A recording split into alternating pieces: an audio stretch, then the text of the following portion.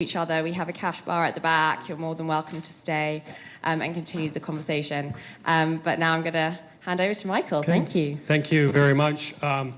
Well, good morning, good afternoon, and good evening to the audience here live at the Convict Club in London and to audience members worldwide.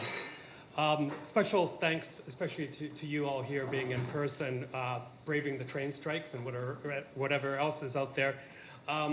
But also to all of those observing Orthodox Christmas Eve this evening, especially the faithful in Ukraine doing so amid life-threatening conditions or in the dark or in the cold on this 317th day of Russia's full-scale invasion of Ukraine.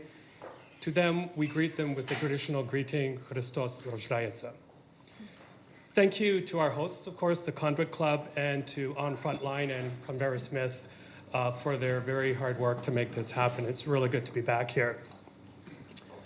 So I have to say, what a year 2022 has been. First and foremost, to those of you who are from America will know that today marks exactly 1 year since rioters at the urging of Donald Trump stormed the U.S. Capitol in an attempt at insurrection. The U.S. Justice Department's sprawling investigation continues. It was a year that indeed found us in a balancing act after the COVID-19 pandemic. And I think we all agree we're starting to feel some sense of normalcy again. Though case numbers are skyrocketing here and around the world as new variants seem to be defying new vaccines. But it was also a year, I think, in which we were really reminded how a small spark in one part of the world can travel or reverberate around the planet in days, if not hours. Whether it was those new variants of COVID-19, the war in Ukraine, stressed supply chains, or monster wildfires and unprecedented weather events. We saw, for example, industrial action at a factory in China and how it scuttled the plans of many, especially in the United States, to gift the newest iPhone to a loved one.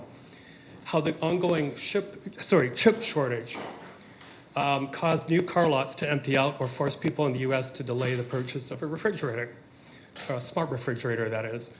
Or how the Russian blockade of the Black Sea exacerbated famine in Africa and Asia and sent grocery bills skyrocketing worldwide. How Putin's weaponization of energy sent energy bills skyrocketing here in the UK to the point where the less fortunate are forced to go to warming centers.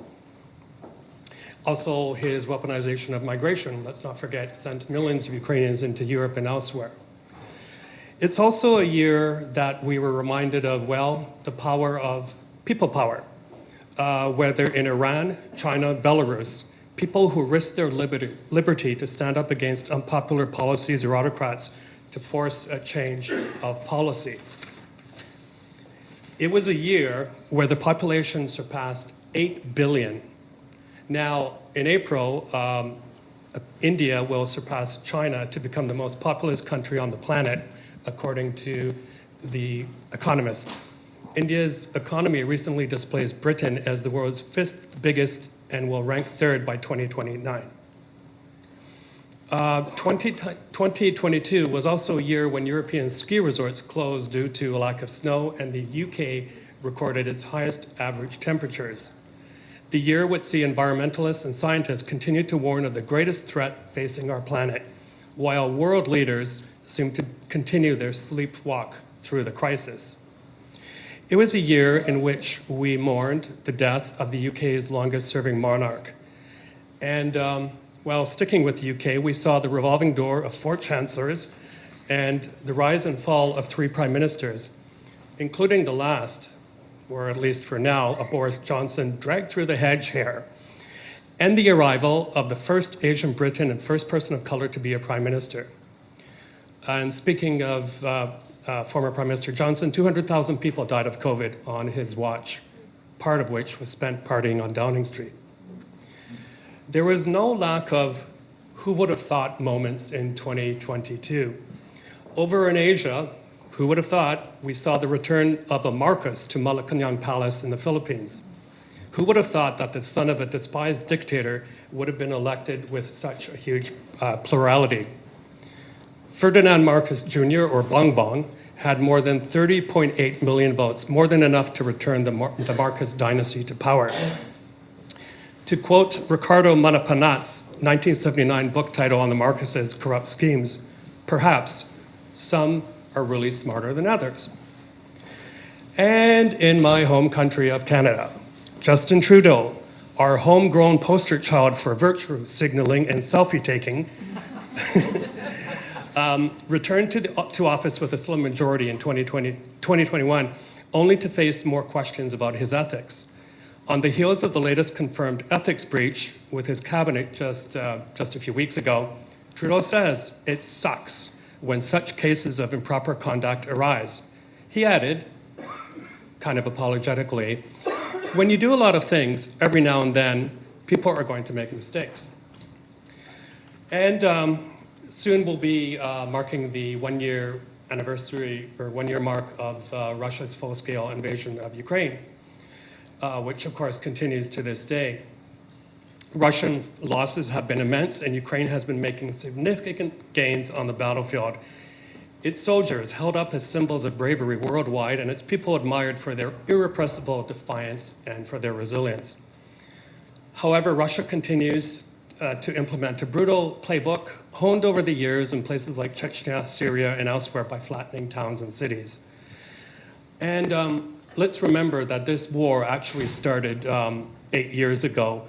And up until February of this year, the death toll from that period of the war surpassed 14,000, including the 298 innocent souls who lost their lives from Russia's downing of flight MH17.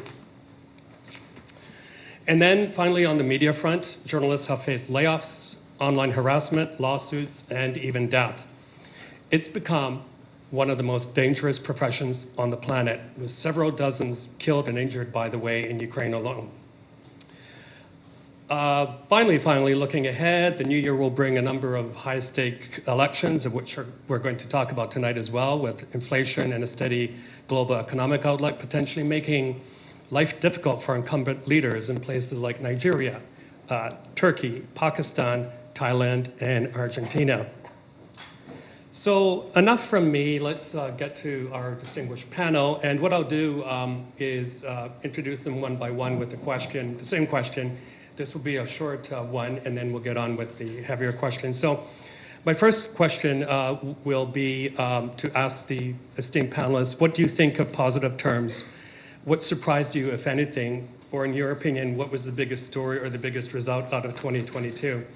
Let's go first to my far right, to Anne McElvoy. Welcome. Hi. She is the executive editor at The Economist and a regular columnist for the Evening Standard. For the past 7 years, Anne has run Economist podcasts focusing on the role of new multimedia products in the brand's expansion and creating U.S. partnerships for growth. Anne has written a weekly politics column for the Evening Standard for 20 years and was previously deputy editor for a decade, responsible for the paper's political reporting and analysis. A presenter of Start the Week on BBC Radio 4, The Moral Maze, and Week in Westminster, she is an experienced live broadcaster. As the Times correspondent in East Berlin, she reported the fall of the Berlin Wall and subsequently covered the Yugoslavia and Chechnya wars and was the paper's bureau chief in Moscow during the rise of Vladimir Putin. And welcome, and what surprised you the most about 2022? Thank you. Getting the career look back so early in January is always a bit scary, isn't it, for journalists? So it's like, you're giving away my age there with the fall of the Berlin Wall. So I think out of that experience, I would say one thing that has certainly surprised me on the slightly positive side, because you gave us, rightly, a bit of a misery memoir about the state of a lot of the world, and we will maybe try to find some balance here as we go along as to any bright spots.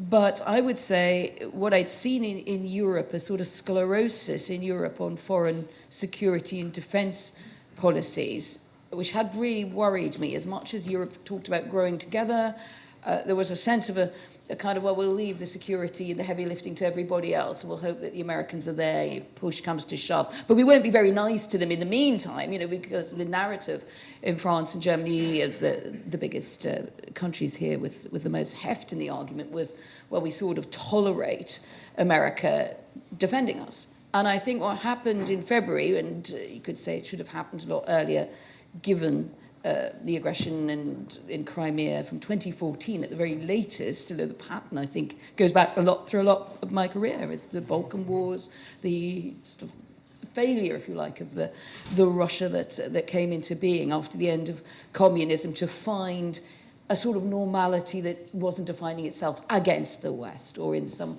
hostility or difficult relationship, which then just ended up, you know, being sort of doubled down onto where we are now. I was really worried that this invasion of Ukraine would sort of go the way it had gone before, with a shrug of the shoulders in the big European capitals. And we will come on to the strains, and I think there are strains about how they want the war to end and what they're prepared to do to bring the war to an end. But I was heartened. I think there was a sort of muscle memory in Europe that goes back to the Second World War, which just kind of got the message. And one shouldn't sort of sneer at countries for getting the message, however late, that this is aggression. There's, you know, there was 100 what-ifs and what-abouteries, and no, shouldn't you have, you know, expanded a bit less or a bit more to the left or a bit more to the right. But you come down to the fact that Ukraine was an independent country, recognised as such, which had just got invaded with immense bloodshed and suffering by Russia for very poor reasons and pretexts. I am pleased to see the Zeitenwende in Germany. I want to see, now we have to put some, if you like, you know, build the muscle, build the strength in that muscle. I can see a different game playing out in France, and it's a bit long answer, so I'll shut up. But I can at least see that there was a reset. We have to be careful, and whatever our criticisms, that we don't stop and acknowledge that moment, because that is what will help us pull together. Fantastic, thank you. And we salute the Economist coverage of the Ukraine crisis, very substantial. All right, we'll pose the same question to our next panelist, Roland Oliphant. He's the Telegraph's senior foreign correspondent. He's reported conflicts, revolutions, and wildlife stories from across Africa, Asia, and the Middle East. He began his reporting career in Russia, where he lived for more than a decade and witnessed firsthand many of the turning points of Vladimir Putin's descent into authoritarianism, including Ukraine's Maidan Revolution, Russia's annexation of Crimea, and its first invasion of Ukraine in 2014. He has reported the current war in Ukraine since it began in February and will be returning to the country shortly. Roland, what surprised you as you look back at 2022? I didn't think the war was going to happen. I mean, the morning of the 24th of February was quite mildly surprising, I suppose. I still can't get over it. I can't. I mean, I'm still literally in shock. Kind of, what is it, 10 months, half months later? I'm still kind of pinching myself. You warned me a couple of days ago you were going to ask for, like, what's positive about the year, and I've been walking around London kind of racking my brains, thinking I've got to shake something out. I just can't. Okay, I've got one. I mean, it wasn't as bad as it could have been. It's a pretty low bar, right? I mean, I thought, I think similarly, I didn't know how the war was going to go. I think the fact that Ukraine is still in the fight and is actually, by some counts, probably winning is good news, and probably a surprise to a lot of people. I think the Western response has been weirdly a lot more sensible than I thought it might be. I thought it'd kind of fall apart. Winter's been milder than thought. Football wasn't bad. We're still breathing. We're really trying. Most of the people in this room look fairly well fed for now. It's been a really bad year. That's all I've got to say. Awesome answer. Okay, again, our question is, looking back at 2022, what surprised you, or what was it that you found was positive out of the year? So I'll pose that next to Nima El-Bagir, CNN's multi-award-winning chief international correspondent. She joined CNN Sorry, in 20... investigative. I'll get told off. Oh, There sorry, is an Chief International Investigative correspondent Correspondent. and a chief international anchor, and I don't Oh my want to goodness. have any problems with Christiane Amanpour, so if you could just be sorry about very that. specific. She's really distinguished herself over the years for her investigative reporting, including recently in Ukraine. She joined CNN in 2011 as a Johannesburg-based correspondent before moving to the network's Nairobi bureau and later London, where you're currently based. Her reporting on human rights abuses have been directly and extensively referenced by lawmakers, including her investigations on the conflict in Ethiopia's northern Tigray region, which recently, congratulations, won an Emmy Award. She has been a crucial component of some of CNN's most high-profile international reports, including exposing Iran's systemic sexual violence against anti-regime protesters, unraveling the shootings at the Lekki toll gate in Nigeria, the use of child labor in cobalt mines in the Democratic Republic of Congo, which I think went to fund Russia's war in Ukraine. No, sorry, that was gold in Sudan. Yes. But the CIR. Sorry, there's so much exploitation across the continent. Discovery of slave auctions in Libya, which sparked a global outcry. And as I said more recently in Ukraine, her reporting revealed that Russian General Alexander Zhuravlov, who oversaw one of the most brutal chapters of Syria's war, was responsible for war crimes in Kharkiv, especially the use of cluster munitions. Yeah. So looking back at the year... Amazingly, I think I'm going to be the font of optimism. I think this was an extraordinary year for people power. I think this was an extraordinary year for the perseverance of people power, whether even with all of the nonsense that we've seen with Twitter, and I think, just if you'll allow me my own slight detour, I think one of the things I find incredibly frustrating is when we talk about Twitter and the loss of Twitter as a global market square for ideas, I think we really misunderstand how important it's been for the developing South and how important it's been for marginalized voices, not just in the developing South, and we still continue to see that. And the Iranian activists, the way that the demonstrations, regardless of even the internet blockade. And so I think you look at Iran, nobody believed that it would persevere for this long, and the fact that it has persevered, and that we may not see them, but when you are following every day, you see the minute concessions that the regime is forced to give because the activists and the demonstrators continue to find ways to communicate with us and others outside of Iran. And so the Iranian Supreme Court conceding to give the right to an appeal when previously it hadn't. You know, these little minute concessions, we may not see them in the broader kind of tsunami of news, but they do exist, and they exist because of people power. Sudan, of course, I have to mention it because it's home. Last year, when the generals retook power, we all believed that that was over, the connection to the funding of the war in Ukraine, the support of Putin. And I think there has been this sense of optimism purely because these kids, and they are largely kids, whether in Iran or Sudan or in Palestine or anywhere else in the world, have persevered. And I think we didn't expect that when we saw that turn of the dial of populism that brought in Trump and Brexit and everything else, that the streets would retake a democratic push of populism. And I'm really looking forward to what happens in 2023. Thank you. And speaking of Iran and social media, you and I were talking earlier, Sunday marks the 3-year mark of the downing of Ukrainian Airlines PS752 over Tehran. It was the use of social media, the filming of that strike, Absolutely. the protests that forced the regime to not come clean, but be a little bit more transparent. We'll force those concessions, I think, Right. that sometimes we miss when we're looking at the broad sweep. Yeah, exactly. Thank you. And last but not least, here in person, Caroline Kahn is an author and journalist from China. Her book, Under Red Skies, was published in 2019 in English and has been translated into Italian, Portuguese, and Spanish. She was the first climate reporter at Bloomberg Green from 2020 to 2022, based in Beijing. Before joining Bloomberg, she worked at China Dialogue at the New York Times Beijing office. In 2019 and 2020, her writing won the honorable mention by the Society of Publishers in Asia Awards of Reporting on Arts and Culture. And in 2022, her investigative reporting on Chinese state-owned companies' carbon emissions were shortlisted in SOPA Awards for Excellence in Reporting on the Environment. Congratulations on all those. What strikes you when you look back at the past year?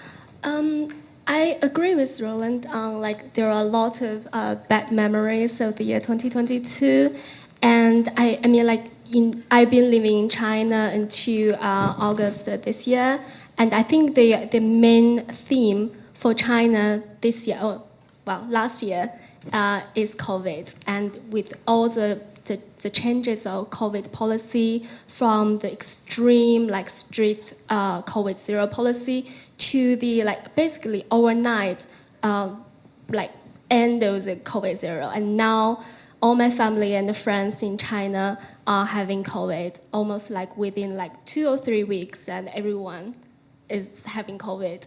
Talking about what surprised me most in China in 2022, I think it is the way COVID zero ended, because like people there on the ground knew that this is not sustainable. One day or another day it will end, but people didn't expect and didn't guess how like so quick that ended. And in the late November, just before Chinese government ended COVID zero policy, there were the large scale of protests from students and young people, and that the protest, how big it was, and how all those like young boys from China like not only holding banners about ending COVID, but with more brave slogans and asking for more freedom and more like citizen rights. So that is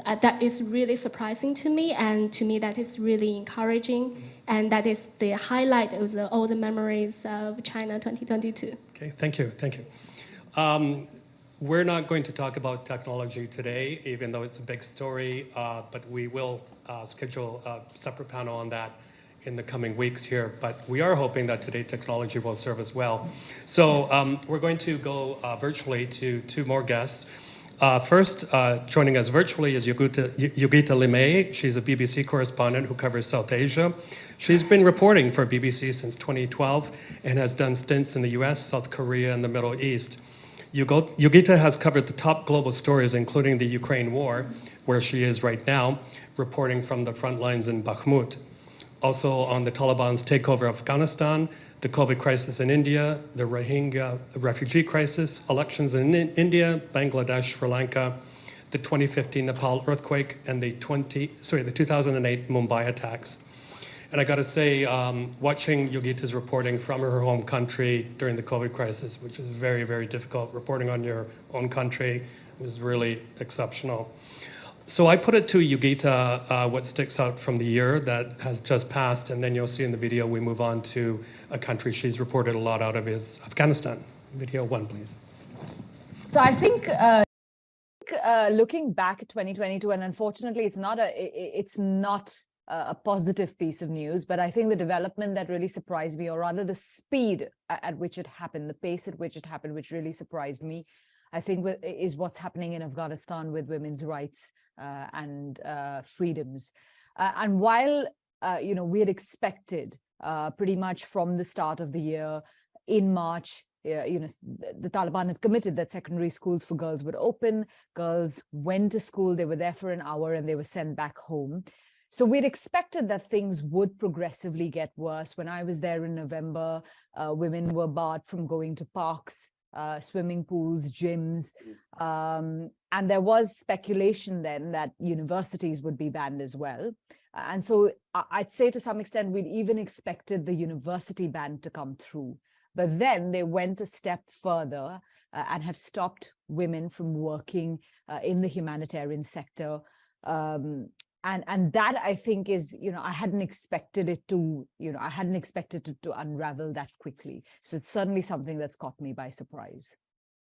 Sticking then with Afghanistan, you did some incredible reporting, as you always do, wherever you go. But what particularly shook many of us, and shook us to the core, was your reporting, I believe it was from the northern part of the country, when you came upon a village where the humanitarian situation was so bad, the food situation so grave, that parents or relatives of the children were using sedatives or tranquilizers, pills, to put their children to sleep on empty bellies. tell us a little bit about that and what that means in terms of the wider picture. Well, so this is the second year of economic collapse in Afghanistan. When the Taliban took over in August of 2021, foreign money that went to the government of Afghanistan and which contributed to 3/4 of state spending, of public spending in the country, that stopped. And it pushed the country into economic collapse. This is the second winter now, and already after 40 years of war, the humanitarian situation in many parts of Afghanistan is it's already been, I would say, in quite a critical state. So we were expecting to find really dire circumstances on the ground. But in all of our time covering the humanitarian situation in Afghanistan, we never thought we would hear a story like that. And it was literally, we'd gone to this place, we'd been to it a year before. So, our intention was really to compare what had happened in that one year. We knew that the year before, in 2021, we had found people who'd said we'd sold our young daughters in early marriages. We'd found people who were selling organs. This time around, all of that was far more widespread. We went in and literally every second person was telling us, oh yeah, we've sold a young daughter in our house, or was saying, I'd be willing to do that right now if somebody would offer me money. And then as we were having a conversation with these people in this settlement, it's outside Herat, the third largest city in the country. It's in the west of the country. It's the province bordering Iran. Somebody very casually said, oh, our children are crying and they're hungry and they aren't able to go to sleep. And so we give them tablets. And then we were like, what do you mean by tablets? What do you mean by medicines? And they said, yeah, the tablets that you get at the drugstore. And so we said, oh, can somebody show us what you're giving your children? And actually one of the men, this was another man, was carrying it in his pocket, and he pulled it out, and it was essentially, so we saw the composition of the drug, and it was alprazolam, which is essentially it's a tranquilizer. It is a prescription medicine in most parts of the world. Generic versions of this medicine are available in Afghanistan over the counter. 5 tablets or 5 tablets or 10 tablets cost the same as 2 pieces of Afghan bread, and so that's what parents have begun to do there. My goodness. And to wrap up on Afghanistan, but there's so much to talk about the country, of course, is when the Taliban took over, I believe there was a glimmer of hope that they would adhere to, for example, keeping girls' and women's rights, things like that. But the exact opposite seems to be happening. Well, yeah, absolutely. I mean, I think they had certainly projected a more moderate image of themselves when they'd been in the talks in Doha with the US. They'd even made statements where they said, we're committed to women's rights. They will be allowed to be educated. And even now, I mean, there are divisions within the Taliban on this. We've been speaking to Taliban leaders over the past year, and it is very evident that within the Taliban, there are divisions on this issue. But also the decisions that are coming out, it is clear which side is winning. It's clear which side is dominating. And so at the moment, girls and women are not very hopeful. In fact, some are saying to us that when school term opens now in March this year, they're wondering whether even primary schools will remain open for girls. Mm-hmm. Thank you, Yogita. So let's go back to China, Caroline, and COVID-19, such a big story of the past 2 to 3 years. The pandemic there was characterized by quite low vaccination rates. In fact, I think it's only until recently that they've approved the importation of foreign vaccines. Vast surveillance network put to effect, massive censorship of social media to keep people in place. And then, of course, in October, we saw His Excellency President Xi consolidate power at the 20th National Congress of CCP, unprecedented third term. And, of course, now as the year was drawing to a close, we saw the nationwide protests take hold, which seemed to force a rare reversal in policy from Beijing. So can you talk a little bit about that? And does it in any way weaken Xi's position? And you were there for most of the pandemic, so if you have any personal anecdotes, it'd be great. Yeah, actually my year 2022 started with COVID and almost ended with COVID. because last year, from December to early January, I was in the UK covering COP26, and to return back to China, there are several very strict requirements. You have to meet several COVID tests, and in different days and by different hospital clinics, and you have to apply for a green code from the Chinese embassy. And if you remember, December last year was when Omicron landed in the UK, and you hear about the radio reporting about how bad it was.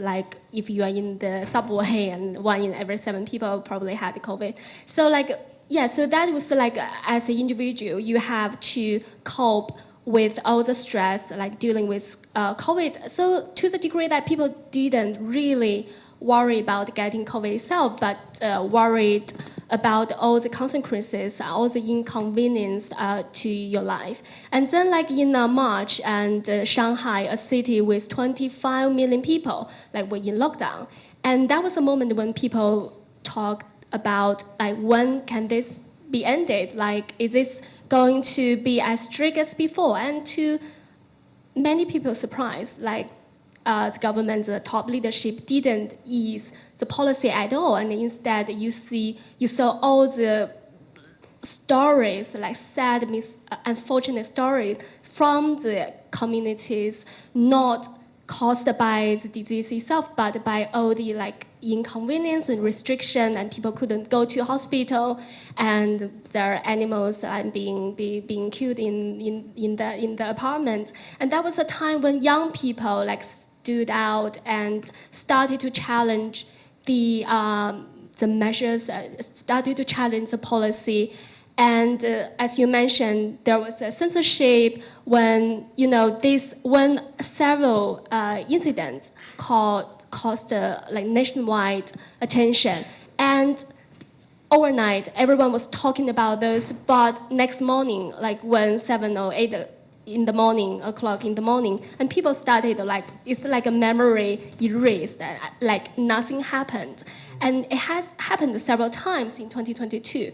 And then later, of course, in later of the year, and people start to see this was not going to work. And in my old neighborhood in Beijing, several shops, restaurants, that was the way people, ordinary people, managed to make a living. They were all closed in the past few years. And it's to the degree that if you are a bar owner, you can open today, but you will never know in 2 days, 3 days, someone who might got positive, or someone who might met someone who got positive, or living with someone, then you have to close your business. Nobody will give you an answer when that will end. So it got so extreme in the degree that people started to question, where is the end? How are we going to cope with this? And we have no job, we lost job, and the economy was not doing great. Even now, the economy is not doing great according to the latest numbers. So yeah, and I think that is one of the things that we will pay close attention to in the year to come, and that will be a very interesting topic. So it must have felt very anxious for you if you have your smartphone with you, you try to enter a shop or a restaurant, you don't get that green indication. Yeah, exactly. You have to have your mask, and you have to worry about, what happened to my green code? What happened if I forgot to charge my phone? So this autumn, when I came here to the UK, and I just feel I'm so not used to this, not bring my phone all the time. So it's okay to not charge your phone, and you can go on a bus or a train station without the green code. Yeah. And let's not forget that China, along with Russia, played a big role in so-called vaccine diplomacy. There's just a quick anecdote here, a link to Ukraine. Ukraine was a bit late. This is, of course, pre-war ordering vaccines, so it got a very good deal from China for vaccines, but without strings attached. Some months later, China noticed that Ukraine's name was on a UN resolution condemning its treatment of Muslim minority. And the Chinese very politely, of course, went to Kiev and said, well, we'd love to deliver these vaccines to you, but there might be a bit of a delay unless you remove your name from this resolution. Ukraine had no choice, and they did. So let's go back to the UK. And the UK has previously led soft power indices around the world. In fact, I think about 10 years ago, it was #1 in soft power, according to the Monaco Magazine Index. But do you think that the political turmoil, Brexit, the fallout from Brexit, but also damaging revolutions on the monarchy from Prince Harry's new book have possibly irrevocably damaged UK soft power and will have an impact on things like the economy, inbound investment, its overall reputation? I think the UK has had a prolonged period of self-harm. I think if it was sitting down with its therapist, there would be issues.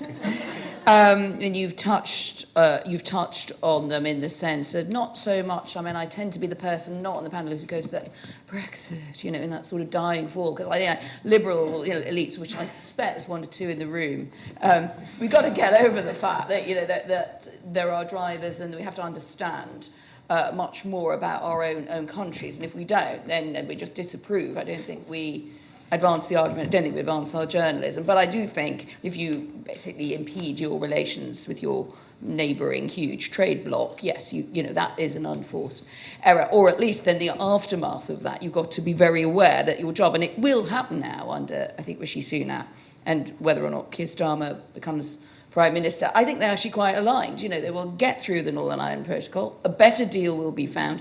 Again, slightly to the embarrassment of those who said, well, this is such a disaster, there's no way back. There is always a way back. This is always my, 101 of covering politics for a lot of time. Of course there is. You just have to want to take it. You have to be prepared to trade and to flex to get there. So I think that the period of acute self-harm, we touched on the monarchy, that's a good one, isn't it? I was just writing a theatre review before I came out, and I found myself thinking, did anyone see that wonderful King Charles III play? Which this is less than 10 years ago, that a sort of good old lefty mischievous playwright, Mike Bartlett, had this crazy idea that maybe you could create a plot out of the family falling apart, the Queen dying, and then, wow, you skip a generation and William wants to be king. And this was seen as almost blasphemous. Well, reality has really outstripped the imagination, hasn't it? What can Mike Bartlett possibly do in the West End to match what we're going to watch on Sunday night and read in the Harry memoir, which they end up fighting on the floor and one of them falling in a dog bowl? I think dramatists have just given up. But I do think that this is, the UK, to be slightly more serious, I think we have had this period of looking a bit like the sort of gonzo show. But look at the Queen's funeral. I covered that for a lot of foreign broadcasters. I tend to do a lot of my broadcasting on these big occasions in Germany or German-speaking world. When you saw pretty much everyone who could get here, whatever the difficulties come, and the real respect with which that was covered, also the fact that it was done with great aplomb, notwithstanding the two brothers, the dog bowl, the Meghan there, that somehow we keep the show on the road. And that is what soft power is. Yeah. Soft power isn't always that you'll be at the top of the listing for whoever drew it up, because let's just say that does tend to have a lot of biases in there. But the role in Ukraine. When people say, Boris Johnson's government, lots wrong with it, out for good reason as far as I'm concerned, may have a bash to come back, but it'll be hard. But he was in there early to support Ukraine. He was in there when a lot of other powers were still weighing up, quite how they were going to nuance it. The gut was right on that. And so I do think that's where you also get some self-power credit, is that sometimes, for all your many bugger-ups, you get some of the big calls right. I think the lesson really for, whether it's the Rishi government, whatever succeeds it, or Keir Starmer, is just get fewer of the avoidable ones wrong, and then I think we're actually in a good position on soft power. I think we're much more, we're kind of more respected out there than we are in here, and that is also something that we need to be aware of in ourselves. Yeah, I agree with you. Sorry, can I just ask a question? Because I was fascinated as someone from a former colony. How much of it do you think is also Boris Johnson and those around him being a reflection of Britain's inability to reckon with who they are now? And then you have someone like Rishi Sunak, the son of Indian immigrants, who has a much more realistic perspective of how the world views the UK. So is it perhaps less about Britain's soft power kind of surviving and more about Britain gaining a realistic perspective of what its soft power actually is. I think that's a very interesting way to look at it, and I hadn't thought of it through the prism of so much of Sunak's own background. It might be true, and also his politics are just a bit more on that technocratic side, but I think there's some truth in that. I think that, again, you know, I think just to sort of waste words on whether one likes or dislikes Boris Johnson was possibly last year's story to an extent. But I do think you're right that I think what he did sell, and you do sometimes have to have some front, don't you? I mean, you know, this is a TV presenter. You have to go out there, you know.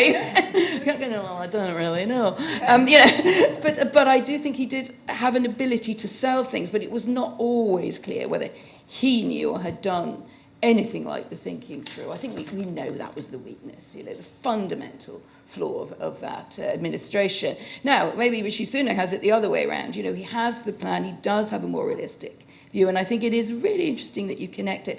Also, I've done a profile, pushing a profile in, of Akshata Murthy for Tatler coming up, and which is largely so far the publicity has all been about the curtains. But I think she's very important in this. Did she change them? Exactly, having married someone from a very big Indian business dynasty. They studied together in the West Coast. You're right, it's a different view of the UK, and I think it's a really good thought you bring up there, actually. Seems that not long ago we were in the West getting high on Tony Blair, traveling around and peddling Cool Britannia. Yeah. It's a cool brand, I think they should bring it back. By the way, panelists, feel free to ask each other questions and to Sorry, no, I was just... plug, no, your it's point fine. was so We love interesting. this. So. Plug your articles, books as well. Yeah, also, I will go find Tatler. Let's go to Roland in Ukraine, if we can. So breaking news out of today is Russia initiated a ceasefire to coincide with Orthodox Christmas. It was greeted with scorn and cynicism by Ukrainian officials, in my opinion, rightfully so. I mean, I remember I worked for the OSCE in Ukraine for 2014, 2015. Almost every peace agreement that the Russians signed was violated from their side. And how many times have they violated humanitarian corridors, other truces during this current phase of the war? Roland, you and I have spoken, and I don't think we detected an immediate end to the conflict anytime soon, that it's entered a kind of static phase, that it seems to be turning into a war of attrition. So can you talk a little bit about that? And I'd also like to hear your thoughts on how big of an advantage Western-supplied precision missiles from the West could be an advantage for the Ukrainians. Right, I'm going to restrain my deep thoughts about Britain's post-imperial identity. So it's all about that. Did you want to get in there as well? No. Absolutely, seriously. Look, we cold-shouldered and destroyed our relationship with our closest neighbours, and so we didn't invade them. So right? this is better. Which is much better because actually, and I can. We'd have to sit in the pub all night, and we'll get through about 3 bottles of whiskey. But I can talk you under the table about Russia's post-imperial crisis and Britain's post-imperial crisis. The parallels are fascinating and contradictory and all of that, but it's and that's basically what we're seeing in Ukraine right now. And actually, on the whole, Britain has done it quite well. You know, I think we do have this terrible complex. We don't quite grasp how other people see us. There's, you know, some people want to say that, oh, we give the Indians railways. I mean, you know, you should be bloody grateful. But on the whole, they still work in Sudan. I will say that. Yeah, right.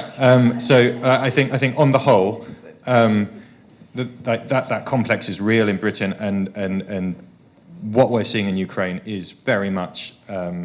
It's a similar process Russia is going through in a much less successful, more violent.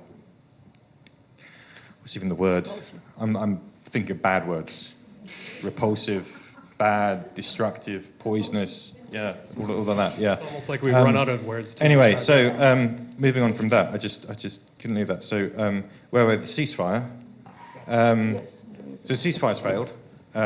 It was never going to take off in the first place. That was basically the fact. So the Kremlin suddenly said last night, we're going to have a 36-hour ceasefire for Orthodox Christmas. It was unilateral. The Ukrainians rejected it. And there's a couple of things to read into this. First of all, your basic cigarette packet calculation of how a war is going. The side who asks for a ceasefire is generally the side who wants a break, right? They need a breather. And the side who says, no. You know, I think there was a joke, one of the, I don't know, was it the Ukrainian Armed Forces tweeted out, our HIMARS celebrated Christmas on the 25th, so I'm afraid the 6th and the 7th are working days. So, you know, the Ukrainians, I think, still feel that they have the initiative in some sense, and you're still seeing, you saw that very, very bloody strike on a Russian barracks in a place called Makiivka just a few days ago, you know, about, you know, dozens, maybe hundreds, we don't really know, of Russian soldiers killed in one strike. This is not the first mass casualty event. I can tell you for a fact the Ukrainians have these as well, and they are religious about covering it up. They don't want to talk about casualties, but that one got out. That one rattled people. That one got around the Russian blogosphere.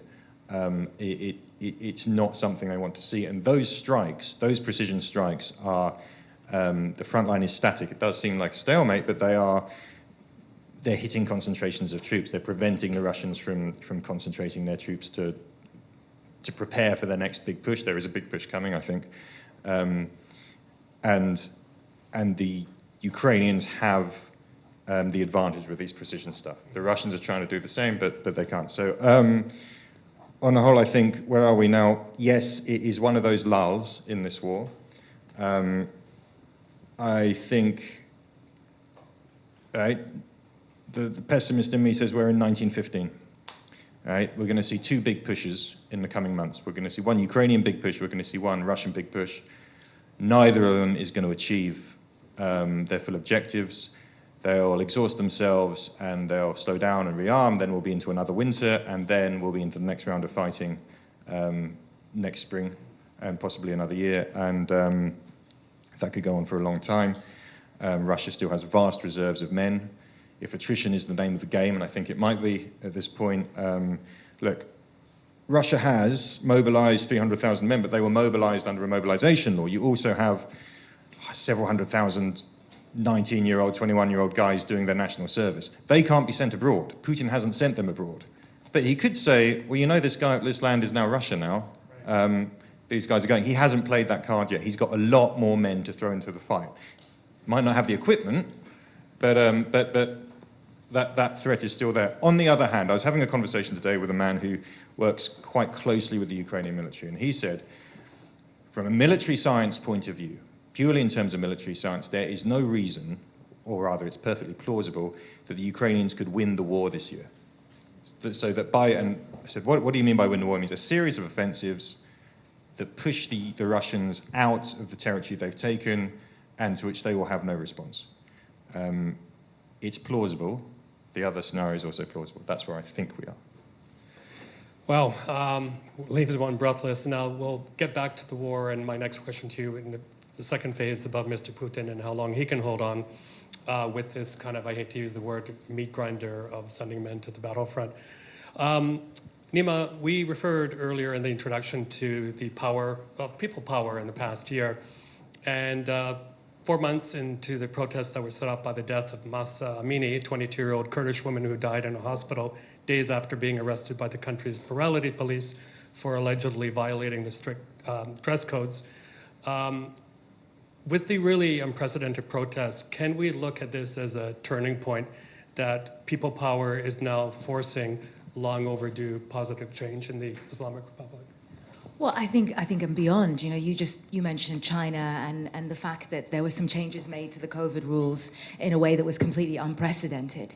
And so I do think that part of the calculation has to be right now for the Iranian regime, what happens when you have a Republican House, when the Republican House finally sits and they finally, a Republican-led House, when they finally have a speaker and the Kevin McCarthy exploding clown sidecar stops exploding and they have a speaker.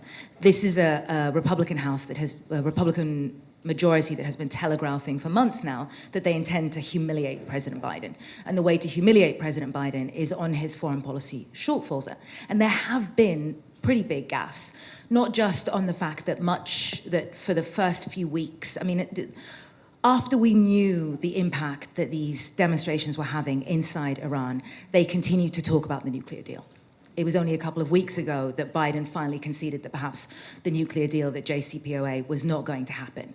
And in a sense, with President Trump having given so much away with how much he escalated the sanctions against Iran, the Iranians were hoping that Biden had no appetite for that. Now, Biden may not, but a Christian right Republican majority in the House do have appetite for squeezing the Iranian regime as much as they can. And I imagine it will be very difficult for the Senate Democrats, when they were embarrassed by Biden over the fist bump with MBS, to go to bat for the president. And I think, in a bizarre way, as bad as the Republican-led House is going to be for American domestic politics, or even just American domestic stability, I think from a foreign perspective, you are going to see the White House, which has been so slow to move on so many issues, and the State Department that has kind of placed proximity to deal making in places like Ethiopia, whether or not the ceasefire holds, whether or not Tigrayans actually receive aid. Hey, at least the US State Department 2 years later finally managed to get a deal.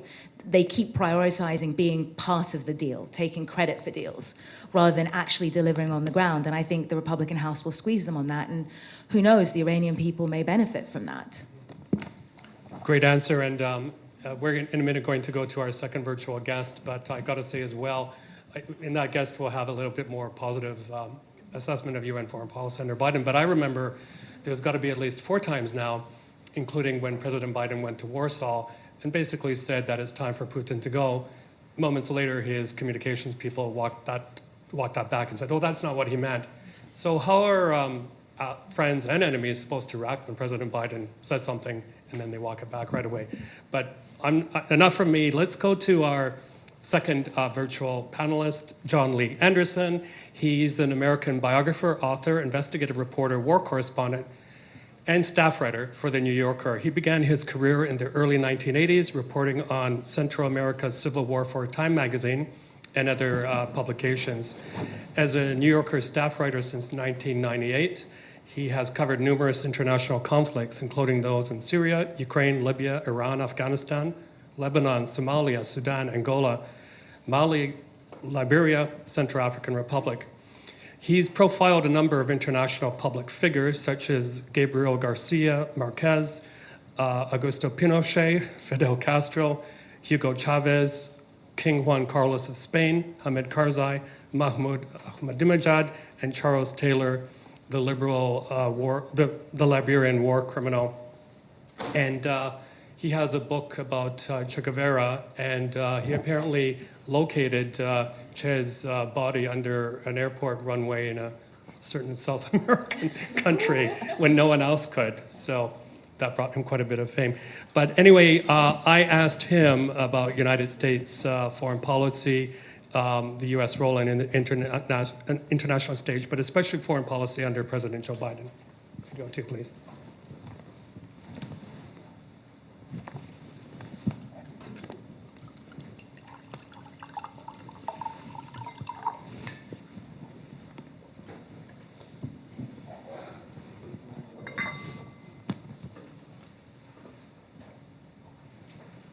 John, by the way, was in the United Kingdom when I spoke to him the other day, and he's writing a profile of Lula in Brazil, the re-elected president. Do you think under this administration there is a coherent foreign policy? And I'm also talking about a foreign policy where the strong guys, the Chinas or the Russias of the world, Syria, that they know where the red lines are when it comes to American foreign policy? You know, I think we're still seeing an evolving picture in terms of the administration's assertions on the world stage. It seemed to take a long time for it to get going, and I'm speaking of the Biden White House in terms of asserting itself on the world stage. And there were some disastrous missteps, like the fall of Kabul last year, which I personally believe the way it happened heartened Putin's decision to invade Ukraine. I think he probably believed that the U.S. was in a state of confusion and inaction especially in light of what the person he'd had in the White House for the previous 4 years. I think since Kabul, since late last year, we've seen a Biden White House become more clear about its policy decisions, whether it's Taiwan, whether it's Ukraine. We've seen this White House take a role that very clearly is seeking to draw lines in the sand. I think the Russians know where those lines are now. I think China does as well. It's interesting. I was thinking just this last week about, what was this year?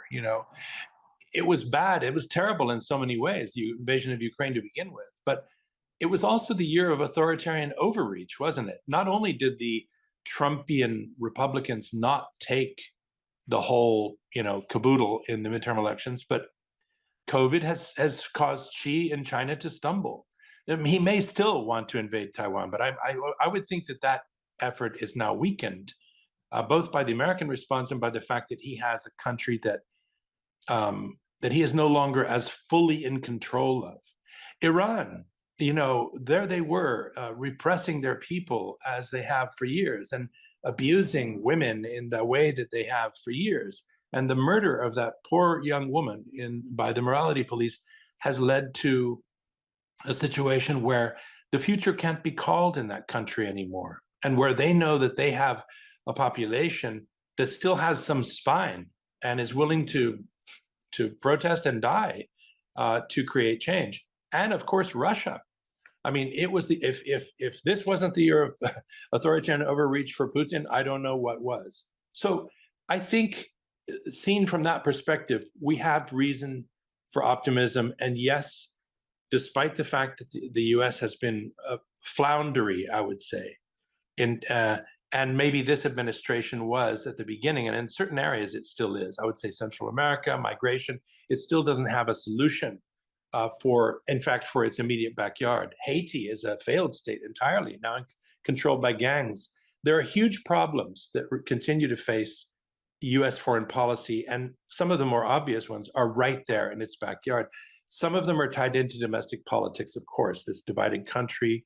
But on some of the more key, again, touchstone, neuralgic hotspots, Iran, Russia, China, the United States, this administration has gradually grown a spine. And for better or worse, there is a clear path forward.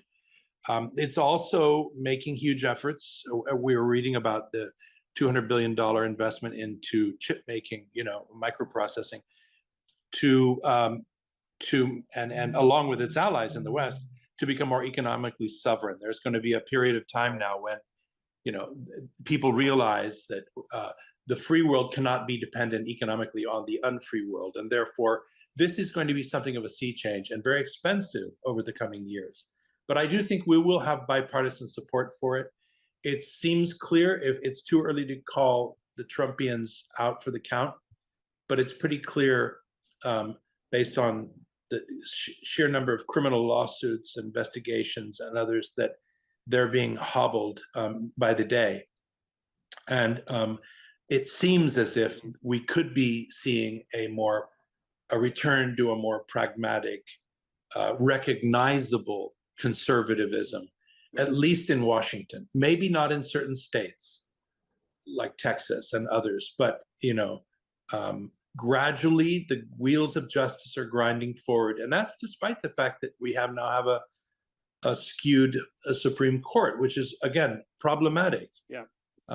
The U.S. has its issues and has its problems, and they're more apparent to all of us and the rest of the world in a way they never were before. Mm-hmm. So that has sometimes given us the feeling of a weakened, even imperiled, doomed superpower. But Ukraine, and to an extent, I think Xi and Putin's overreach, and I go back to the mullahs in Iran too, have reminded everybody that the U.S. does have the ability to pull together policy and policy assertions that can make a difference? Shortly Sorry, after. could I just... Sure, I was going to ask you to weigh in. So it's unfair because he's not here. But just to... That's okay, he's probably watching. Sorry, John Lee. I just think there's a perhaps just to tie it with what Roland said about this kind of post-imperialist breakdown. I think the US is also having its own version of a post-imperial power breakdown. And you see that in the lack of connectivity. These kind of Washington old hands have come back into power as if the Trump years didn't happen, as if the US did not absent itself from the world stage for 4 years, during which time Xi and Putin and Erdogan and others have developed an entire new way of playing the game. And so the lack of joined upness in the US's approach, I mean, we saw that in Sudan, we saw that in Ethiopia, the frankly easy wins. You know, from the moment that Putin went into Crimea, he was creating this kind of unsanctionable fortress, and he was doing it via the exploitation of African resources. And that started, I mean, they signed the deals in Sudan in 2017. There is no excuse for the US to not have seen this coming. And so when people ask, why is Putin able to survive sanctions? This is why, because he was joined up. And while the US was prioritizing places that were in its backyard, or prioritizing kind of face-to-face contacts in this game, Russia and everyone else was going around the back. And they continue to make these silly mistakes. Having Prime Minister Abe able to sit next to President Biden and watch the Morocco game during the World Cup, when the State Department has itself said that Abe is responsible for war crimes, is just, it's silly, right? And it speaks to people who perhaps also don't see how the world has changed in their absence. And also during COVID, when everyone was sitting at home getting depressed because of lockdowns, who were traveling the most? The Chinese and Russian foreign ministry officials. Tighter economic partnership, but also China helping Russia inoculate itself against sanctions. So, Yeah. very interesting. By the way, offline with John Lee, we talked about Lula, who's come back into power in Brazil, and I said, but wait, where's Bolsonaro? And he said right before the inauguration, Bolsonaro fled to South Florida, and he was last spotted eating at a Kentucky Fried Chicken. Who else is in There's due punishment for all his crimes, isn't it? I have to say, I like a KFC. I'm going to be honest. Yeah, I do. I like a KFC. Trump. Yeah. So. The case for KFC, people. It's good. Fried chicken is good. The KFC is not. Exactly. KFC in America is good. Not here. Not here. Do not eat it here. And they stayed in Ukraine while McDonald's fled. Sorted out the big issues on the panel today. We're going to go back to John Lee in a second because climate change, we have to talk about it. But quickly, Carolyn, if you can, you mentioned Taiwan. And, you know, we remember Nancy Pelosi's visit there. But do you get the sense that the Taiwanese people feel that if push comes to shove, China tries to invade, that America has the spine to defend them, protect them? Because I didn't live in Taiwan and didn't report in Taiwan, so I can maybe share a bit of like my observations from mainland China and how I personally think like this year to come, like China's position like on Taiwan issue. I think the biggest challenge for China and Chinese Communist Party in the year 2023 is still the more domestic like economic development, and because like right now there's so much new issues like. Will people be satisfied with the government in dealing with the COVID issue now, since like there isn't enough hospitals, there isn't enough medicines? So like I think in the year 2023 or in the short, like the near future, like if China cannot really tackle these economic problems, I think the risk is too big for China to do anything like escalate the situation. Because like it has to make sure that the people feel happy, the people will be supporting the government in any action, especially a big action like invading Taiwan or whatever it calls it, like in the Chinese term, like the term reunification of Taiwan, which has been almost in every generation's growing up major story. Well, if you ask average Chinese people, what do you think is the biggest thing they want to see in their life? Probably like reunification with Taiwan will be on this top list. But given that is said, I think China is very clear that it cannot really face a big risk like, you know, as that, because like Putin's like invade in Ukraine gave China a very big lesson, and not only the top leader, but also like people who tend to have a more aggressive attitude on this topic, because like it has shown that it's not that easy and everything can go wrong. And yeah, I don't think China can take the risk right now. But there's another side of the story, which is if everything gets so bad and there's nothing to lose, right? So I think a war can be a great way to force the government to shift people's attention and anger and dissatisfaction towards the government on something else that is so big that can get all the attention. So that could be the dangerous aspect of like if everything gets really bad in China domestically. So that's just my personal opinion. Very good, thank you. We're going to, climate change, as I mentioned, is such a big topic that we can't avoid it. We're going to go back to John Lee Anderson, video 3, and then right after that directly to Yogita on India. Okay. We just had the COP conference in Egypt wrap up in December. A lot of the reporting I just read before coming on with you indicated that there was a major breakthrough. Rather than wealthy nations just paying for mitigation, they're now going to committed themselves to paying for repairs to the, for example, small island states, things like that. But in my opinion writing over the past, I'd say 2 or 3 years, I've portrayed a lot of leaders of wealthy nations as almost sleepwalking their way through climate change. And now, of course, you mentioned Ukraine, the situation has become a lot more complicated because of what a lot of people will call Putin's weaponization of energy. In fact, just north of where we're sitting today being January 6th, the panel, they're talking about firing up coal-fired power plants again to meet the deficit in energy.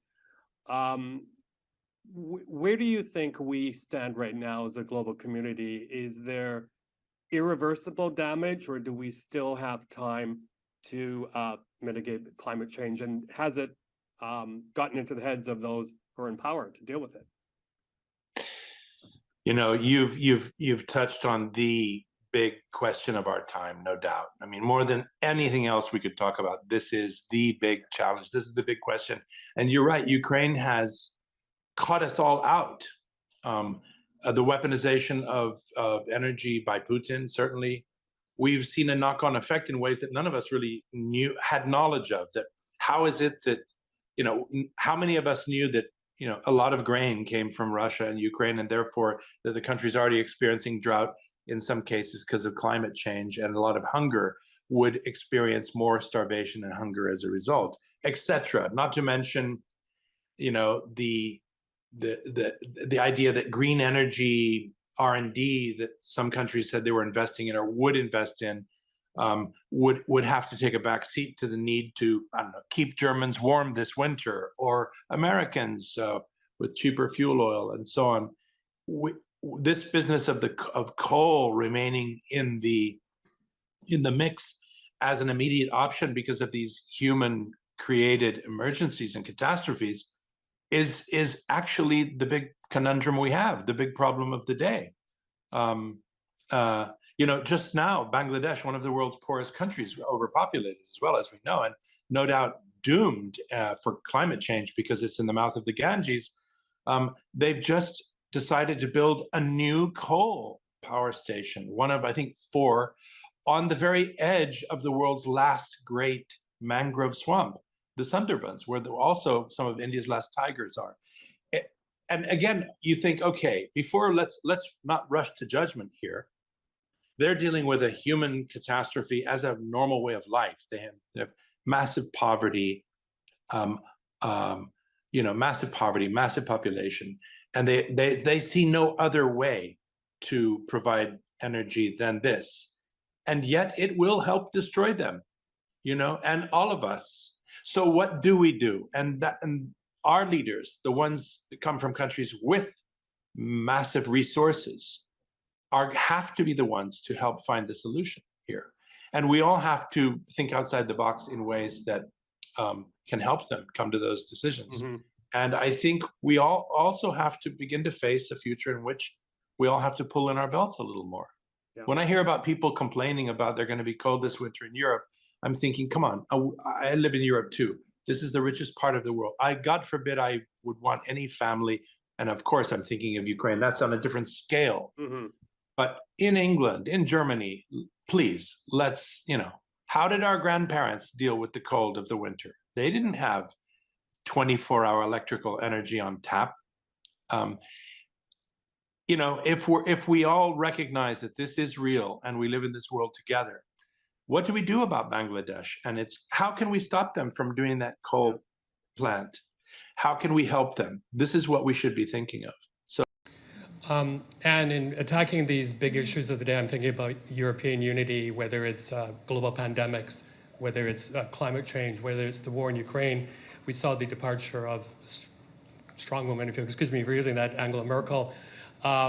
We saw the interesting election in Italy. We see Viktor Orban's antics in Hungary. It doesn't seem like a very unified place to some people at the moment, but what's your perspective at the moment on European unity and especially tackling these big issues? Yeah, I'll try to bend it around to climate change, just as where you want to go. I mean, look, we've got to be a little bit tough on ourselves sometimes. And when we talk about who has missed things that really mattered. I mean, one of the big answers is Angela Merkel, who, if I said anything else, Angela Merkel a few years ago I remember being asked on to Newsnight, go, is she the last liberal in Europe? I said, well, no, she's not really a liberal, actually. She's many, many good things. She's an extraordinary veteran politician, but yes, she missed a trick on Ukraine. I understand why she did, but she didn't. From 2014, she did not play a very secure role in that. And crucially, as a woman who arrived in one of her early speeches, talked about being the Klimakanzler, and the Chancellor for climate change. Well, very little happened in Germany as a result. So I think what we're seeing now, although you're absolutely right, Mike, to say it looks like a fragmentation of Europe. But really what we're seeing was in plain sight, which is different European powers have been going at different speeds on issues like climate change. They've often said one thing at COP and another thing back home. And that brings me to the worry that I would have about coming out of Sharm el-Sheikh COP coverage as we grind into the next one, all our COPs, is that we had the 1.5 target, but by the time we got there, we were really not going to meet it. And I worry a bit about the setting of targets. Ukraine, I think you could say, is a sui generis. It was clearly going to change things. As a result of which, we have coal-fired power stations starting up again. Germany, I think, has got the message and is working very hard, very fast, very credibly, doing deals with Canada, a big deal with Canada there on power and LNG, etc. But, we are going to take a network of exceptions to get there. We are going to have coal. And the question now is how quickly can we get back out of it? The difficulty is if you've got a base on climate change, which is very fired up via the admirable, but I think rather slightly overcooked, Greta Thunberg, which is, this is such a disaster. If you don't act tomorrow, the world is, there are movements called things like no future. And what happens then is when people realize that actually they did wake up the next morning, there was still a future. The bad future was in another part of the world, or it happened in another part of their country. I think, going over the top on 2 days of very hot summer in broadcasters, frankly, was a mistake in the UK. Because half the people are thinking it's nice to get some heat. And then you come back down and people say, well, actually it wasn't that bad.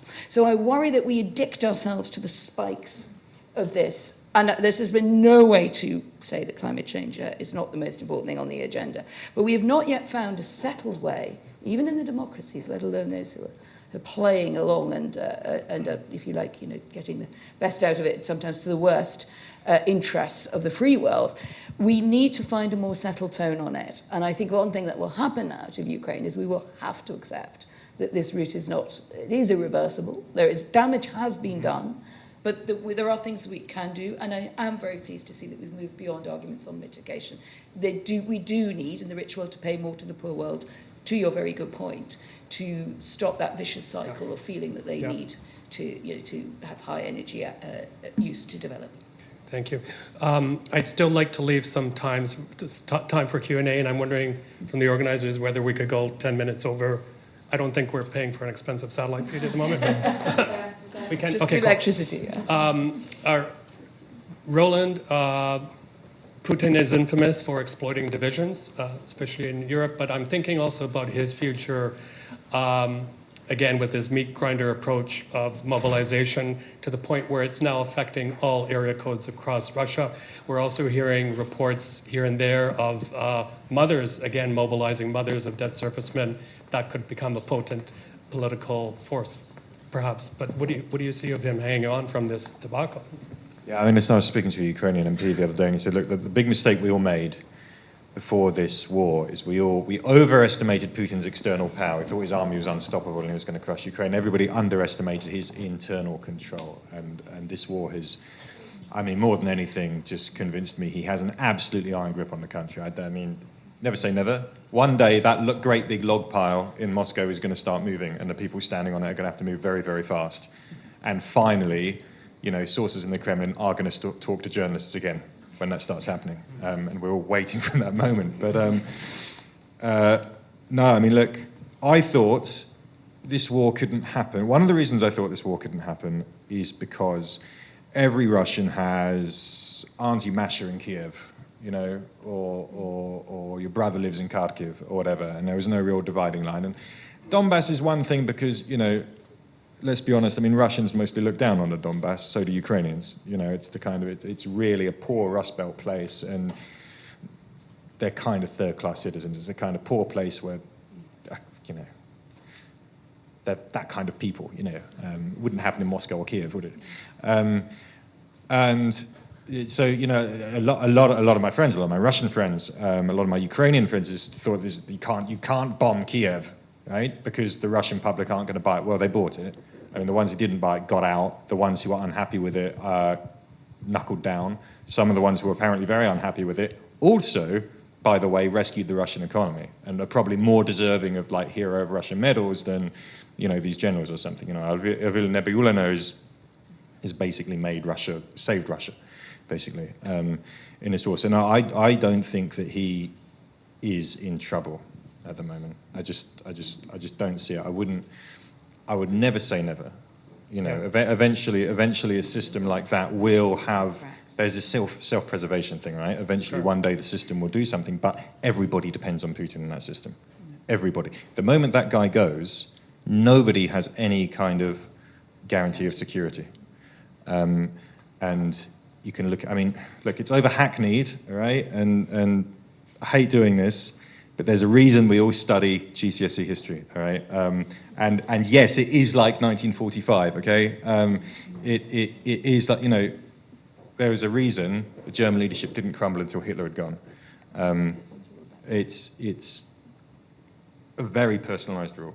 It's very, very, very strong. So I think, I don't expect him to vanish inside. Okay. Very good, thank you. I want to go to Q&A, but Nima, in a live TV, 90-second type of answer.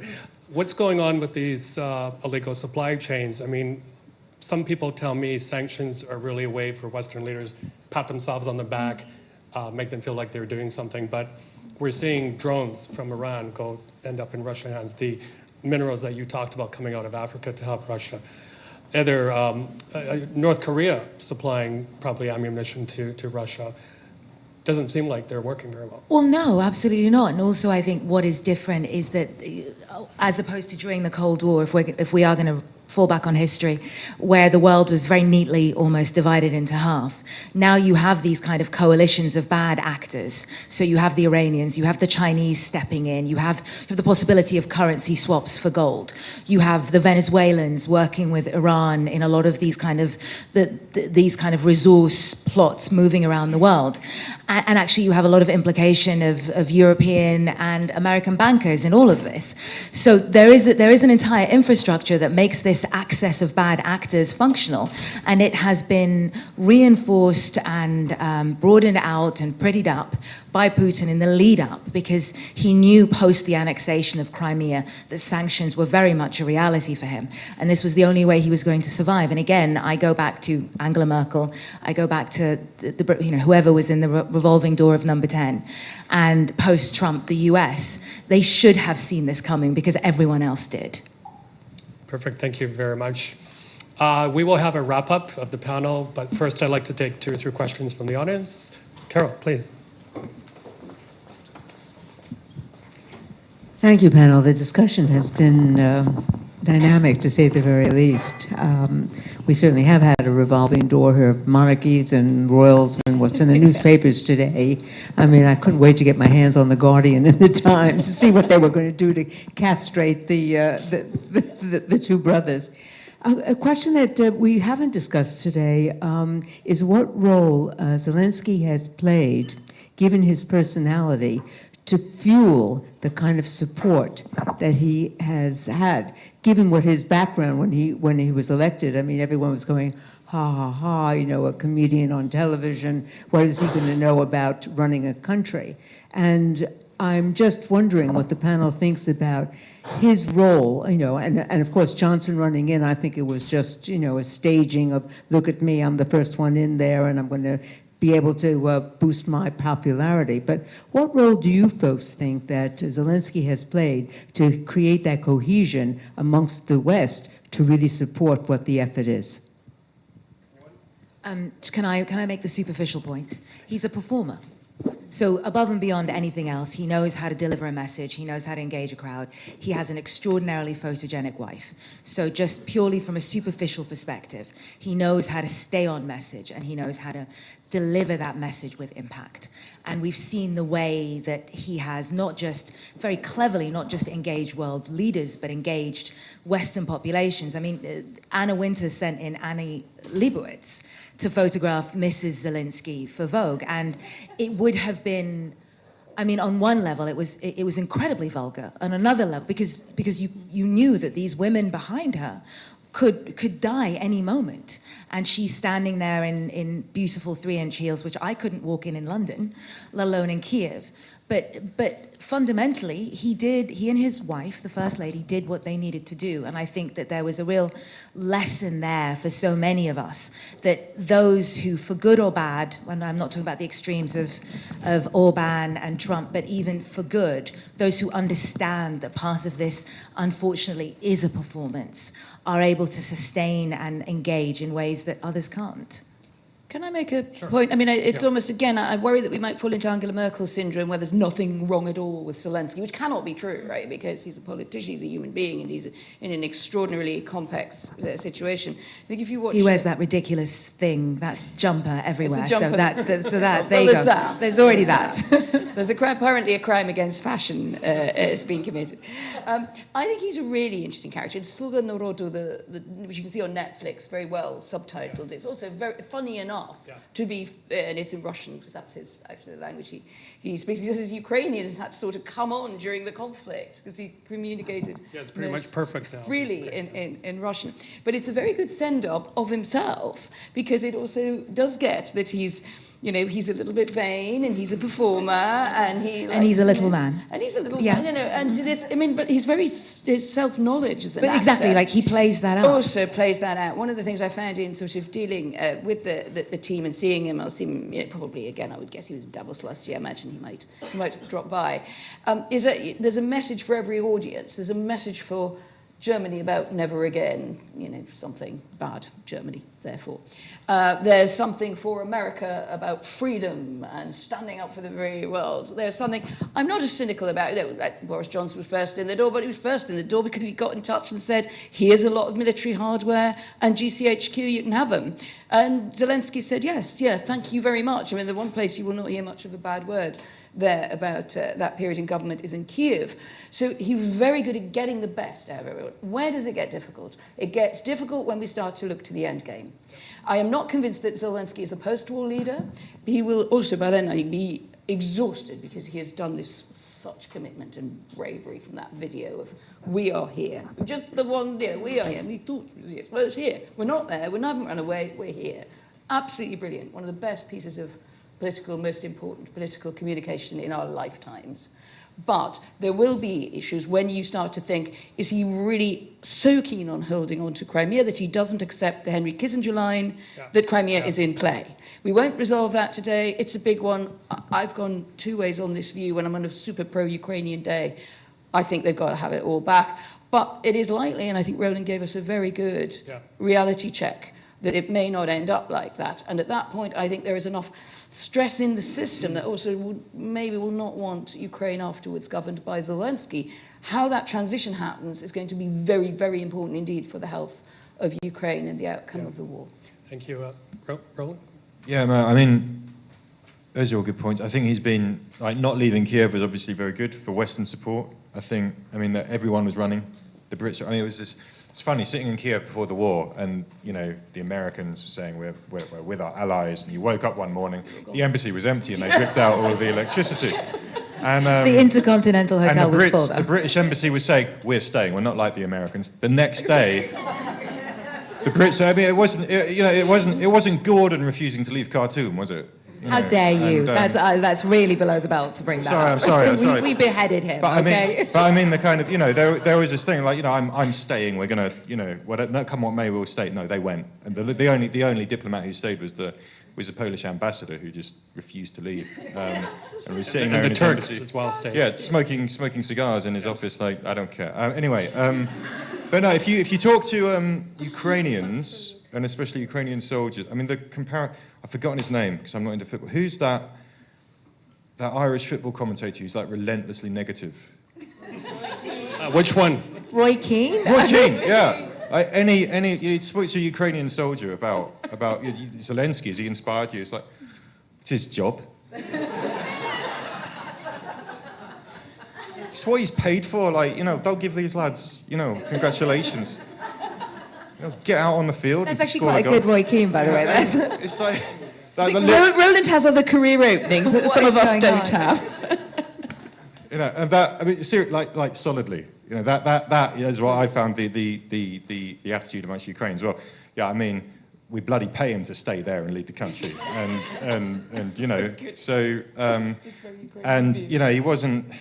he was in a bit of trouble before the war. He turned out to be, he wasn't having the easiest kind of presidency. He turned out to be a brilliantly talented war leader, and we'll see. But yeah, I think that. Sorry, one last thing. Sorry, We're talking about Boris Johnson. The knack for performance, right? That's really important in a war leader, and also this kind of this slightly mad vanity that drives you. Would it be completely wrong to say that Boris Johnson harbours this fantasy of being Winston Churchill, and therefore he was I can grasp my dream here, and that there's right. That's where they get on personally. There's a place for big personalities in war that don't fit elsewhere. I've profiled Zelensky a number of times for CNN Opinion, and I got to say, though, that Vanity Fair spread did not go over very well in some quarters in Ukraine. Secondly, Zelensky, in his campaign platform, did promise to be a one-term president, so we'll see. And also, I noted that Time magazine, in their glowing profile of Zelensky, Person of the Year, hardly made any mention of Olena Zelenska, the First Lady. She has traveled to places where Zelensky could not. She's done an amazing job putting forward Ukraine's story, but also what Ukraine needs, and also promoting Brand Ukraine. Christina Lamb, I believe, is here from the Sunday Times. And I wondered if you wanted to add anything about what we've heard about Afghanistan, what you see happening there with this real horrible repression of women's and girls' rights. Okay, thank you. I was just enjoying sitting here listening to other people and not having to make any opinions myself. Afghanistan is incredibly depressing. The question that everyone was asking when the Taliban took over was whether the Taliban had changed from last time, whether this was Taliban 2.0. I think that has been well and truly answered in recent months. We've just, it's the only country on earth where girls can't go to high school, girls can't go to university, and now women can't work for NGOs. And I fear we're expecting more restrictive decrees coming, probably that women won't be able to work at all, and as was mentioned earlier, that girls won't be able to go to primary school. And frankly, the international community really doesn't know what to do. I mean, when you have a regime that just doesn't seem to care about its own people, there's real limits of what can be done. And the feeling at the beginning that the international community had leverage over the Taliban because the humanitarian crisis is so bad, 96% of people don't have enough to eat, that the regime would need international aid and would therefore not be as restrictive.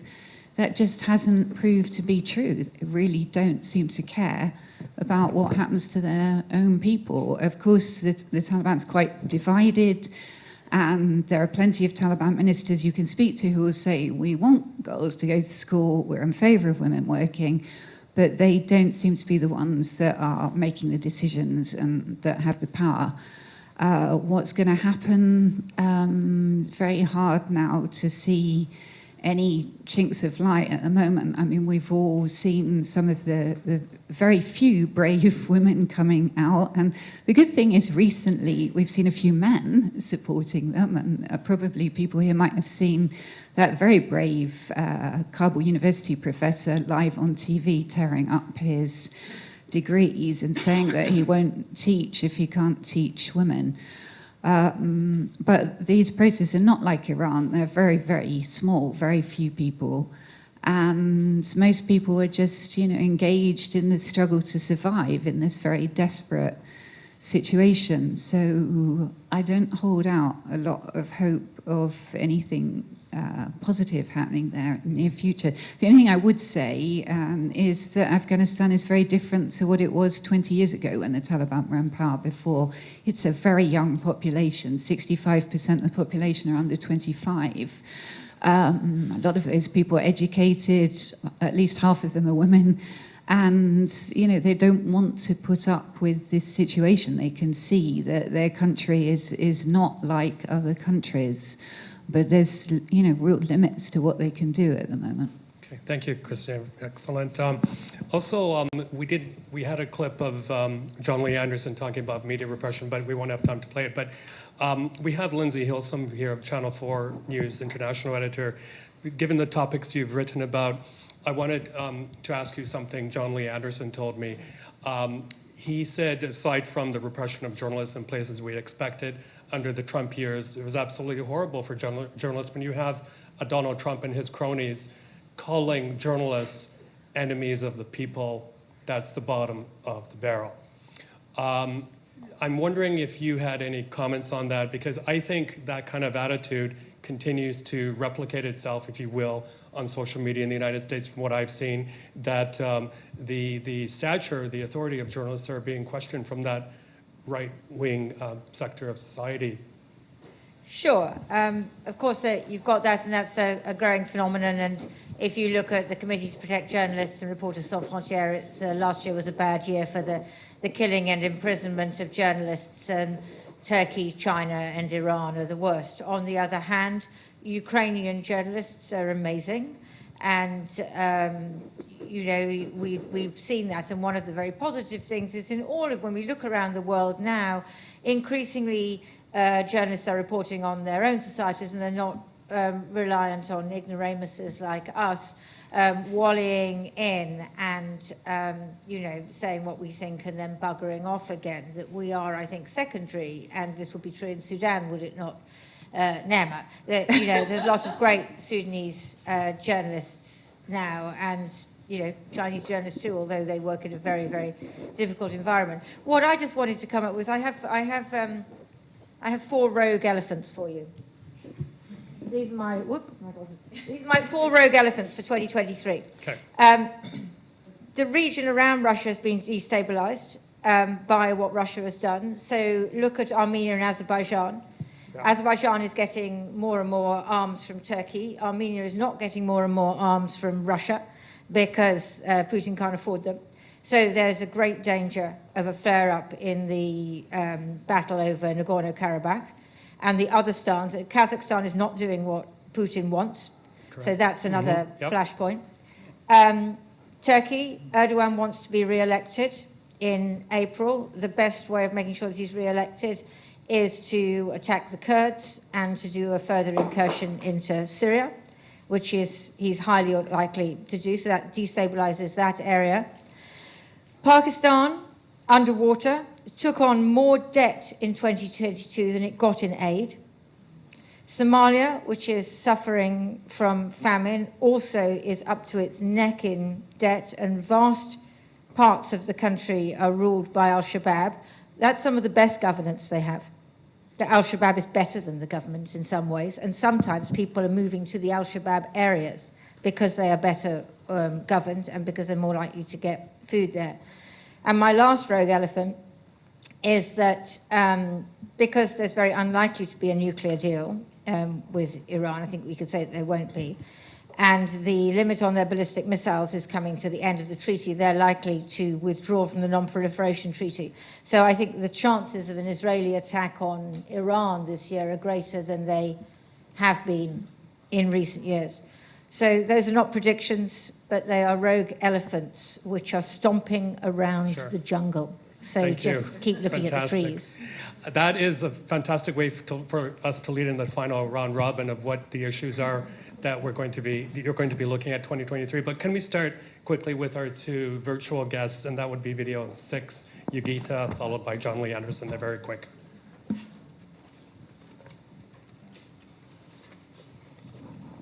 Domestically,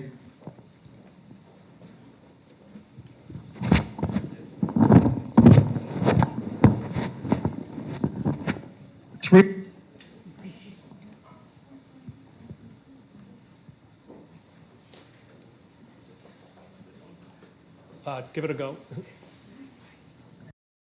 So I would say, I mean, there are a couple of countries which have elections coming up. So Pakistan is one of them.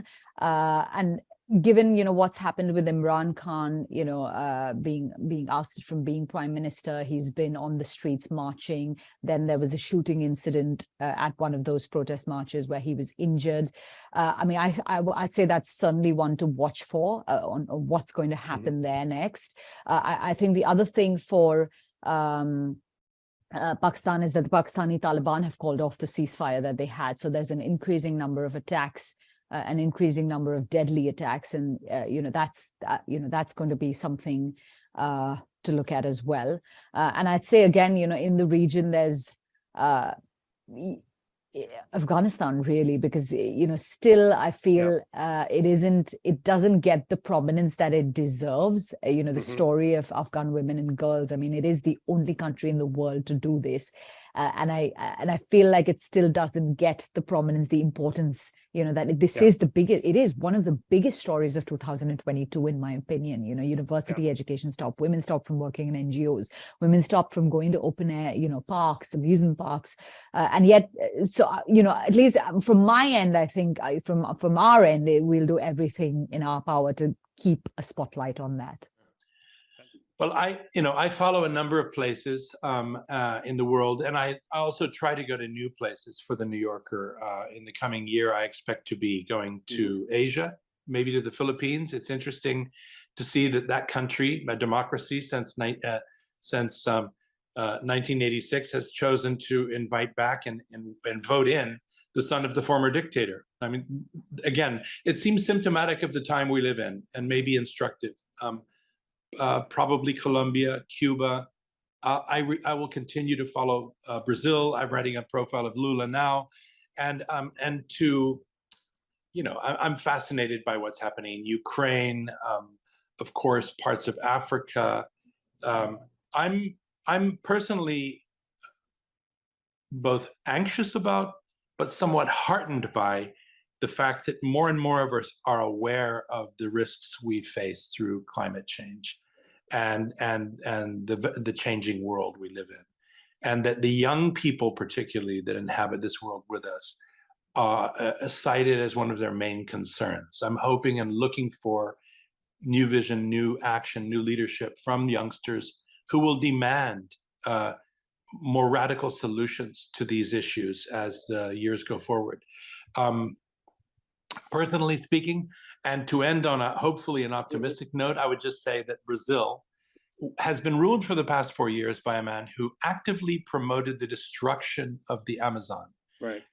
Calling for the development and agribusiness, gold mining, whatever it was, timber, logging, in not just unexplored and wilderness areas of the Amazon, but protected areas, indigenous reserves, conservation areas. Now, Lula may have many Achilles heels. One he does not have is as a destroyer. He will be actively trying to prevent the destruction of the Amazon. It's going to be a huge job, but at least he won't be actively trying to destroy it. Right. And that alone should give us all a little bit of a spring in our step and a bit of hope for the future. Change can come if we fight for it, and sometimes fight for it democratically. It happens. The far right, Nima, what makes you anxious or optimistic about 2022?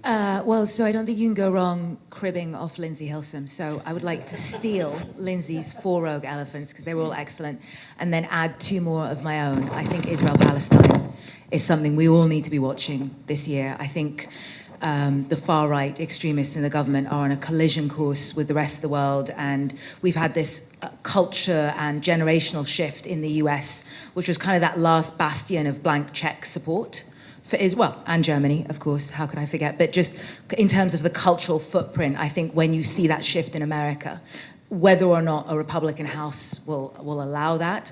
But I do think that there is a collision course internally within the Democrats themselves, generationally, around that blank check support. And the issue is that the people in government alongside Netanyahu, the allegations of the support for war crimes,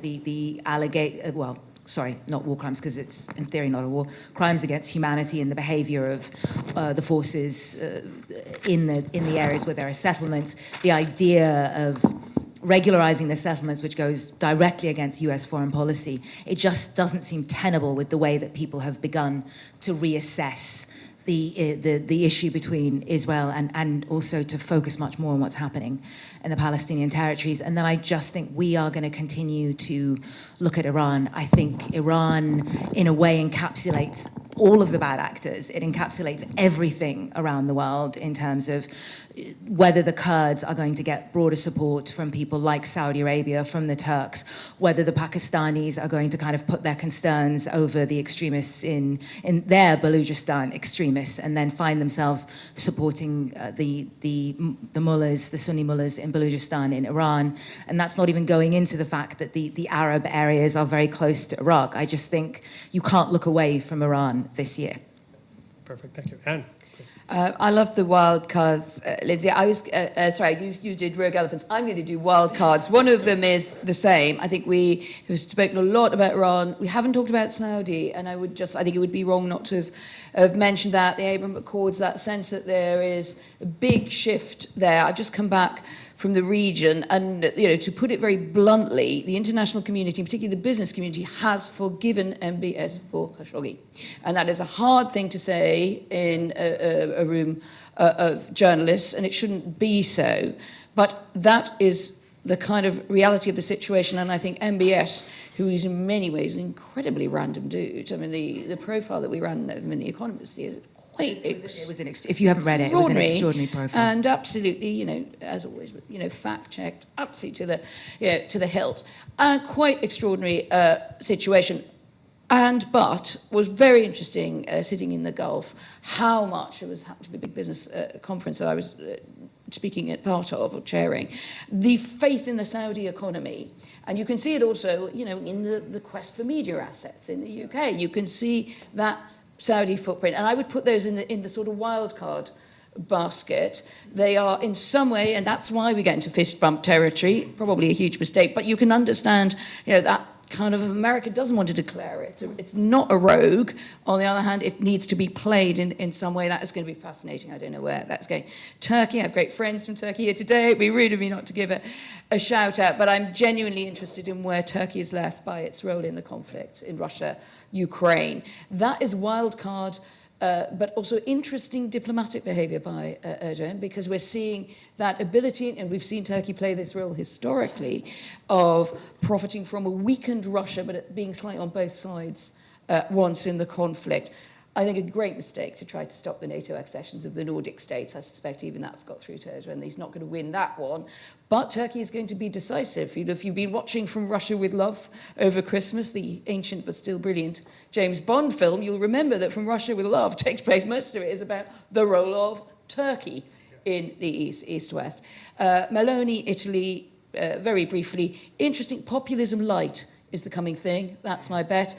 Everyone sort of fans themselves when she said terrible things. She did say terrible things about immigrants. She then goes to Brussels, and as someone, the commission said to me, well, this nice lady turned up with biscuits.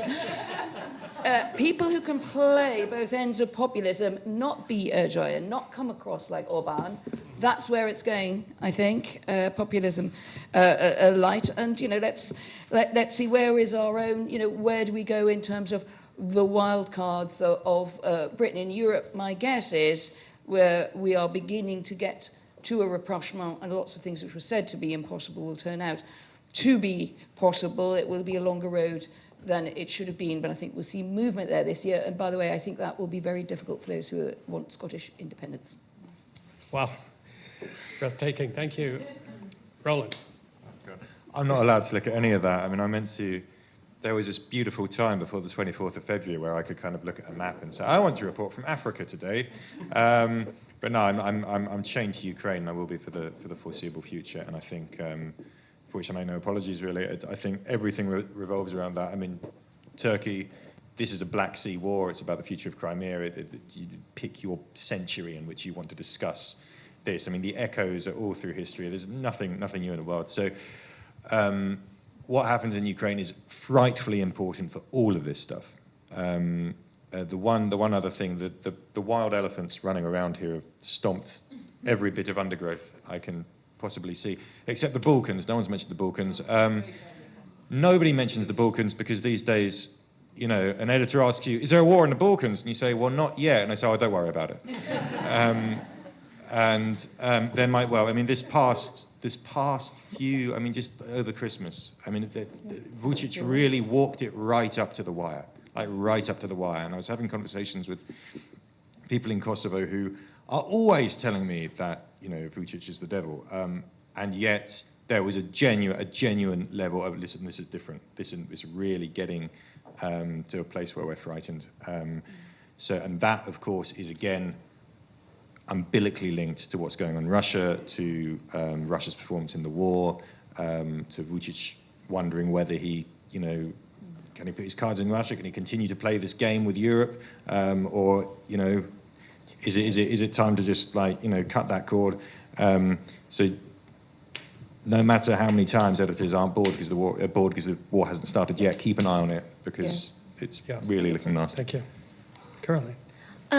I think it's really important to see how China, well, in the year to come, how China bring back the confidence of its people, like the confidence in the government and also the confidence in the future in the economy. And it will be really interesting to see how the small business come back, how, you know, young people who are like, kind of like get lost in the past few years, and you know the unemployment rate is really high in China among young people. So it's really important to see how China is going to address that issue of like young people, to make young people happy and find the meaning in life, because it's kind of like the challenge that China hasn't really met before in the past few decades, when older generation was so eager to work and know that there's a future if you work hard, but young people facing a completely different situation right now. And some other issues like the real estate market in China. And I personally am very interested in seeing China's domestic transition, because China is, the rural to urban transition. That means people are coming to the city, and that itself is very important and interesting. And also talking about climate change, China is going through this energy transition that means the huge social transition.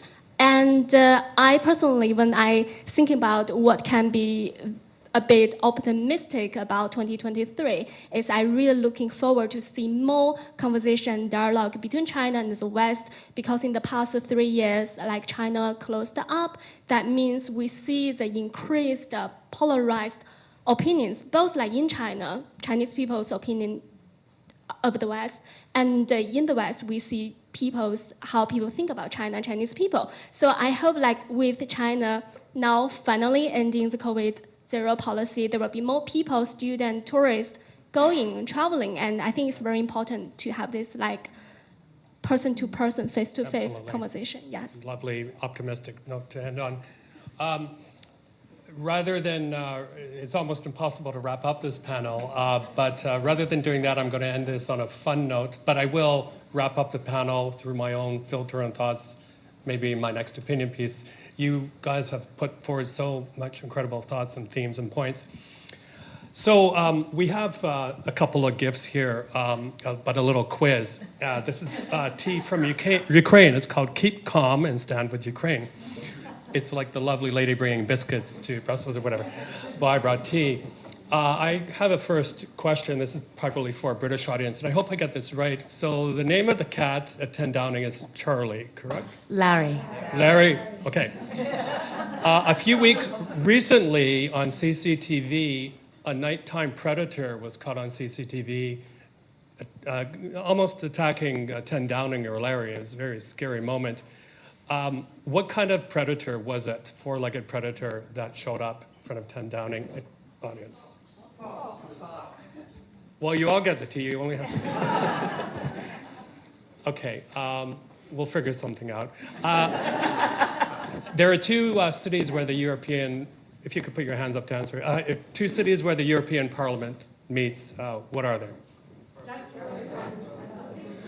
Okay. The name of Harry's new book. You know all the answers. I know that's the thing. Okay, well, we'll figure something out with the tea. I'll leave it here. On a serious note, I'd like to thank our esteemed panelists for coming. I know you all have busy schedules, travel schedules. Hold on.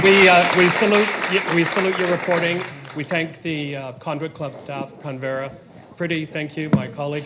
Also, on a very, very quick note, please support journalism, magazines, newspapers, online subscriptions. It's very, very important, given the circumstances that we've all outlined. And then one other final point, it's very, very important for all of us not to give up hope and feel powerless when elections do come up, to go out and vote.